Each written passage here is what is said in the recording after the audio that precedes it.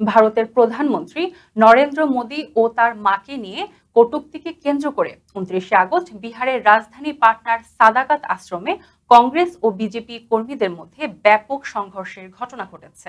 ঘটনার সূত্রপাত কয়েকদিন আগে বিহারের দরভঙ্গায় কংগ্রেসের এক সমাবেশে। সেখানে এক কংগ্রেস কর্মী মঞ্চ থেকে প্রধানমন্ত্রী মোদী ও তার প্রয়াত মাকে নিয়ে অশালীন মন্তব্য করেন। ওই মন্তব্যের সময় রাহুল গান্ধী উপস্থিত থাকা সত্ত্বেও তিনি নীরব ছিলেন বলে অভিযোগ বিজেপির। ভিডিওটি সামাজিক যোগাযোগ মাধ্যমে ভাইরাল হতেই বিজেপি কর্মী সমর্থকদের মধ্যে তীব্র ক্ষোভের সৃষ্টি হয়।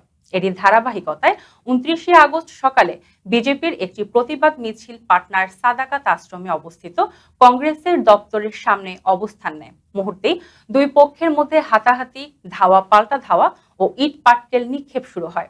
লাঠি ও দলীয় পতাকা হাতে নিয়ে উভয় দলের কর্মীরা রাস্তায় নেমে আসে। প্রত্যক্ষদর্শীরা জানান, এক পর্যায়ে পুরো এলাকা রণক্ষেত্রে পরিণত হয়। এই ঘটনার খবর পেয়ে পুলিশ দ্রুত ঘটনাস্থলে গিয়ে লাঠিচার্জ করে পরিস্থিতি নিয়ন্ত্রণে আনে।